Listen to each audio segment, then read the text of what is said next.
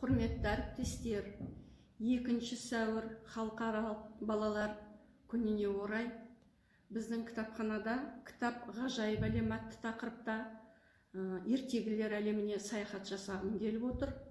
Бұл жерде балаларға арнап шетел әдебиетінің жазушысы Ганс Христиан Андерсеннің ертегілерімен таныстырғым келіп отыр.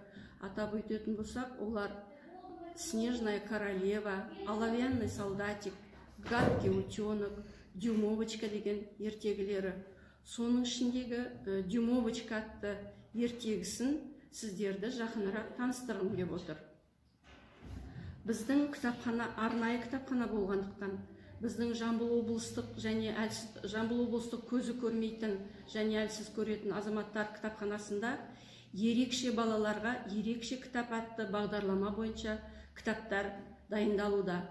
Осы орайда мен сіздерді осы өз қолымызбен жасалған «Дюймовочка» атты ертегісін тактильді кітап деп аталады, өздеріңіздің назарларыңызға ұсынып отырмын.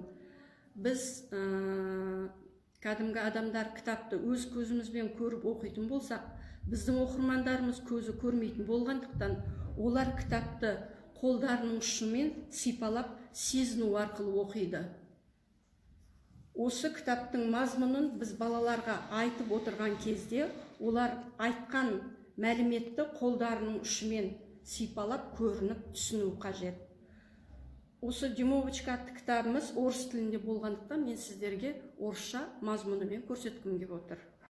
Жила-была одна женщина, и у нее не было детей. Однажды она обратилась к доброй колдуне за помощью, и та дала ей волшебное зернышко. Женщина положила его горшочек с землей, полила и поставила к свету на окно.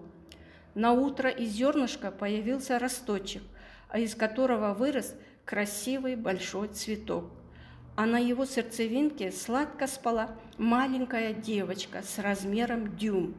И женщина назвала ее Дюймовочкой. Как она была тогда счастлива! Дюймовочка так радовала женщину своими успехами. Крошка очень любила танцевать и дни напролет показывала разные этюды. А ночью она спала в цветке, укрывшись нежным лепестком. Но счастье было недолгим.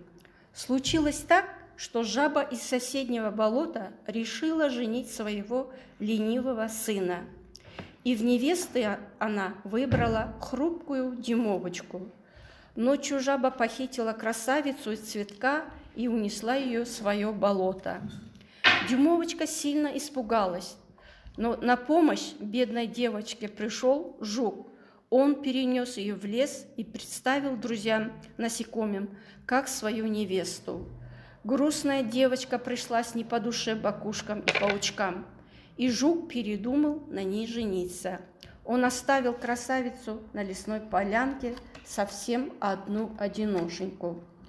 Старая полевая мышь сжалилась над крошкой и приютила Дюймовочку к себе в нору. Мышке очень понравилась новая помощница, ведь она очень мало ела, всего одно зернышко в день. Как-то поздней осенью Дюймовочка нашла раненую ласточку.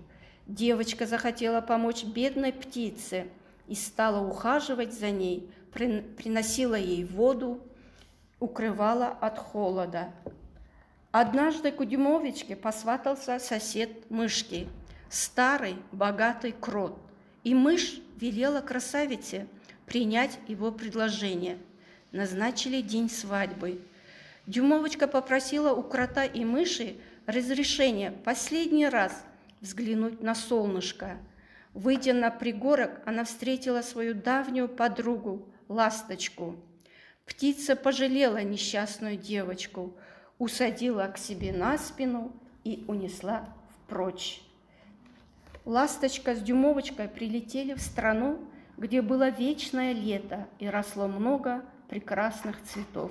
Там жили маленькие человечки, эльфы, так похожие на девочку. Они подарили ей крылышки, чтобы она вместе с ними могла перелетать с цветка на цветок. А самым красивым был король эльфов.